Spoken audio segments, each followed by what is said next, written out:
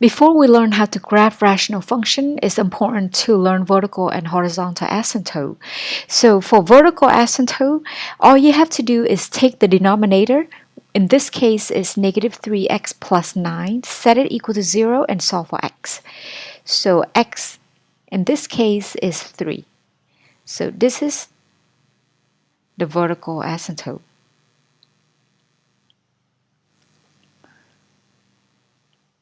Now, horizontal asymptote, it depends on the function. So let's take a look at the degree of the numerator and the degree of the denominator. You see that right here we have the constant.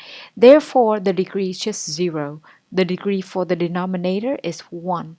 So every time you have the degree of the denominator is higher than the degree of the numerator, we have the horizontal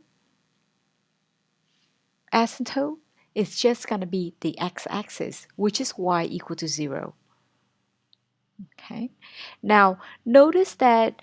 So let's say this is the graph, and if I want to graph the vertical asymptote, it's going to be like this, and the horizontal asymptote is going to be like this. Pretty much these are the two lines that your graph is approaching, but never cross this line, never touch this line. Okay, now moving on to the next problem. Same thing for vertical. All I have to do is take the bottom, the denominator, set it equal to 0, and solve for it. Okay, for horizontal, this time notice that we have the same degree, top and bottom. You have 1 and 1 here. All you have to do is take the coefficient. So in this case is negative 4 over negative 2. That's going to be the horizontal asymptote. So we have y equals to 2. Negative 4 over negative 2 is 2. So that's going to be the horizontal asymptote. Now, number 29, same thing. What I have right here for vertical, I have negative 2x squared plus 2 equal to 0. So solving for x, what I have is that x squared equals 1. So if I take the square root, I'm going to end up with plus and minus 1. Therefore, you can see that for this problem, the vertical asymptote, we have two vertical asymptotes. So we have x equals 1 and x equals to negative 1. Horizontal. Horizontal, you see the numerator, the degree is 1. For the denominator, the degree is 2. So it's going to be the x-axis, which is y equal to 0. Number 30. So for the vertical asymptote,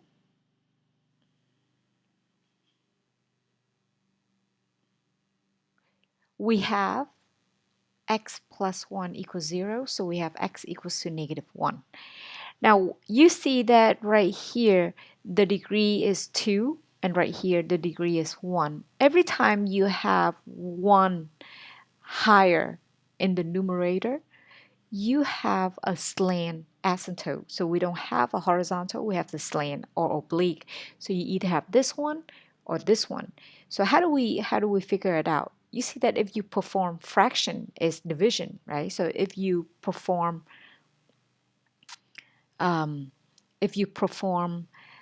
the division, you're gonna get that line. So negative x squared minus 3x plus 3. So what I have is negative x.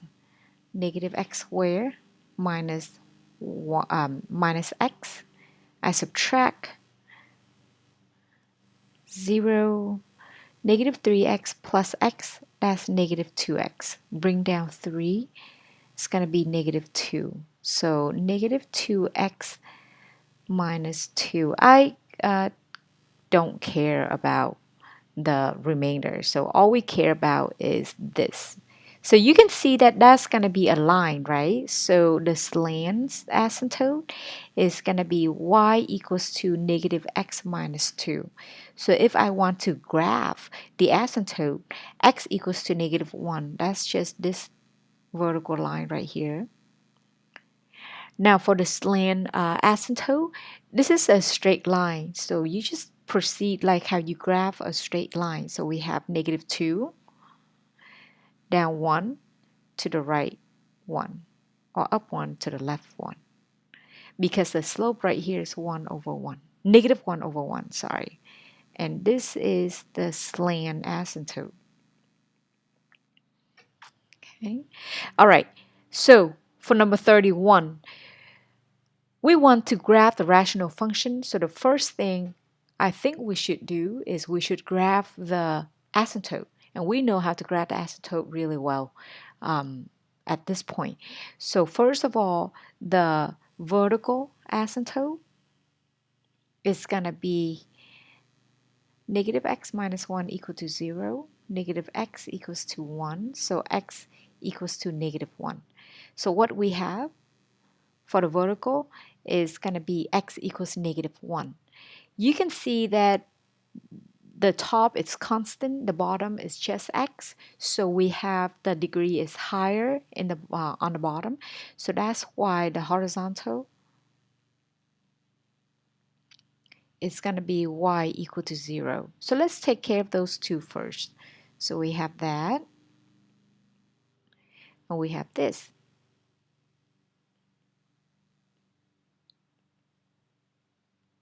Okay. So at this point, we're just going to randomly pick some point. Even though I say random, but if you can pick the y-intercept or the x-intercept, that would be great, right? So if I let x equal to 0, I'm going to get the y-intercept. So let's say if I let x equal to 0,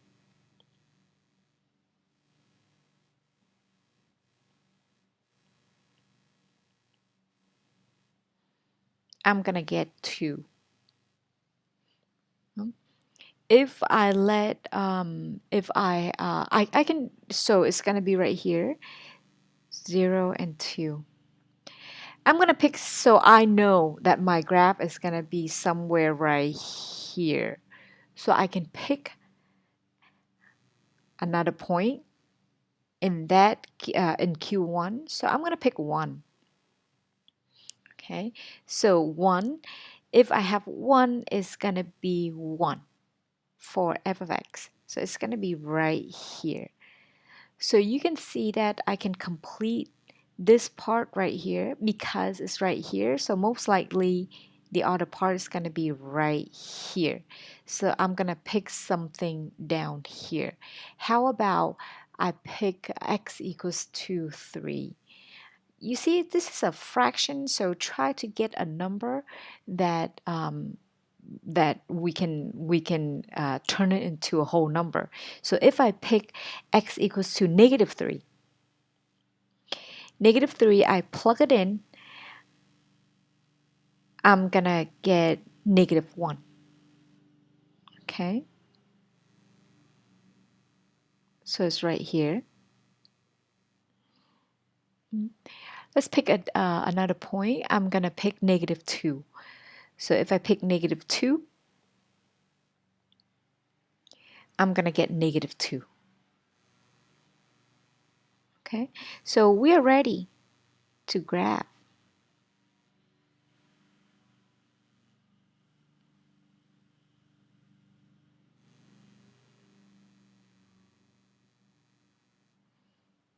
And that's how we graph rational function. Okay, so let's try this one right here. So you can see that we have for the vertical, it's going to be x equals to negative 2. For horizontal, we have x on top, x on the bottom. So I'm just going to pick the coefficient.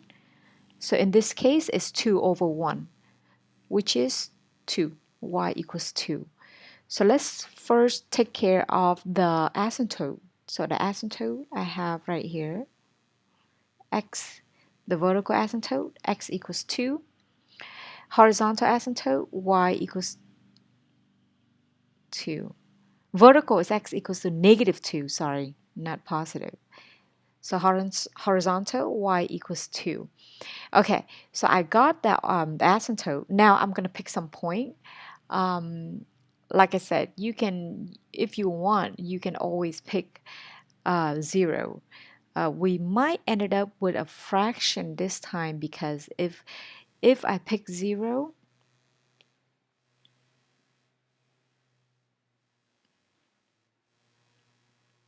if I pick 0 here, I'm going to end up with 3/2, so 1.5.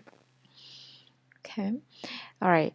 I'm going to try to pick, how about, I can pick 0 for y and solve it. So if I pick negative, I'm going to try to pick negative. So if I pick negative 1.5,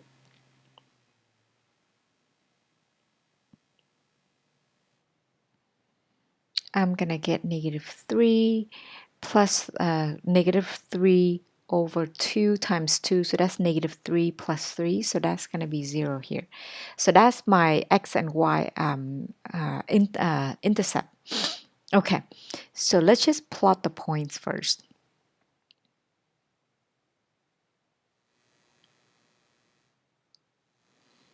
Right here, 1, and right here.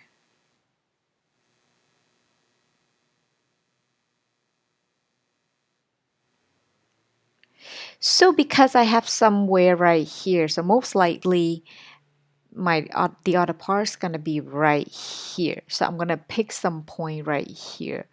I'm going to pick negative 3. Because if I pick negative 3, I'm going to get negative 1 on the bottom. So that's going to turn into a whole number. So if I pick negative 3, I'm going to end up with 3. And if I pick negative 4, that's going to give me negative 4. Negative 4, that's going to give me a fraction.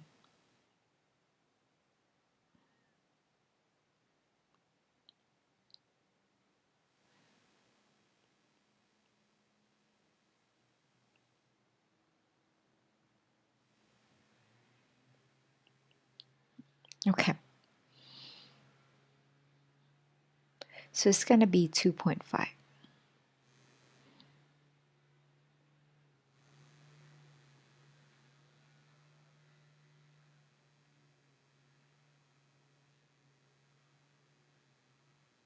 Right here.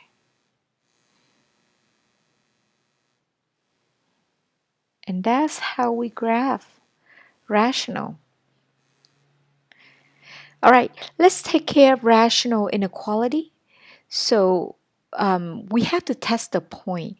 So you see right here, we have to first find what I call is the boundary point. Some people call it the critical points. These are not the solution, by the way. So these are the points. You plug it in on the number line to test the point. So what I have is negative 3 and I have 5 here. Now notice that we have equal sign right here. So I can include it. I can include it. Now I'm going to pick a point. I'm going to pick a point right here. So how about I pick negative 5?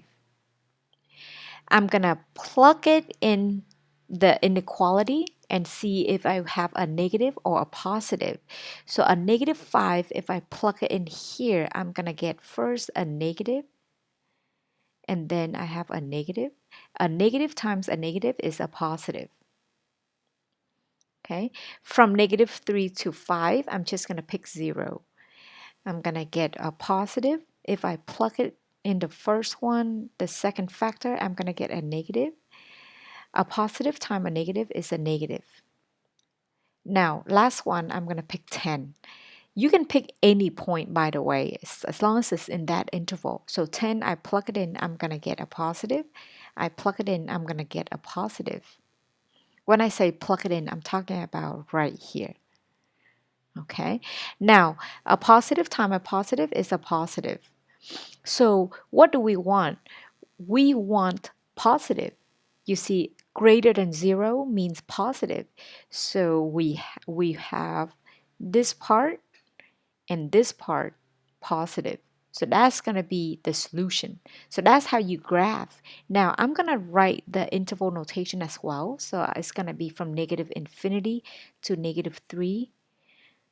The reason I use bracket is because we have the equal sign. Okay, so that's how you solve for the inequality. Now take a look at number 34. The 34 is not in factor form, so the first thing you need to do is you need to factor. So I have to move 24 over. Plus, I need to know whether we need a positive or a negative. This case, less than 0 means we want a negative number. So I have x minus 6, x minus 4. So my boundary points are 6 and 4. So once again, I'm going to test out the point 4 and 6. This time I'm going to keep it open because we don't have we have strictly less than 0. Okay, I'm talking about this one right here, strictly less than 0. So what do we know? I'm going to pick a point here. I'm going to pick 0. 0, I plug it in here. 0, I plug it in here. I'm going to get a negative and a negative, which is a positive.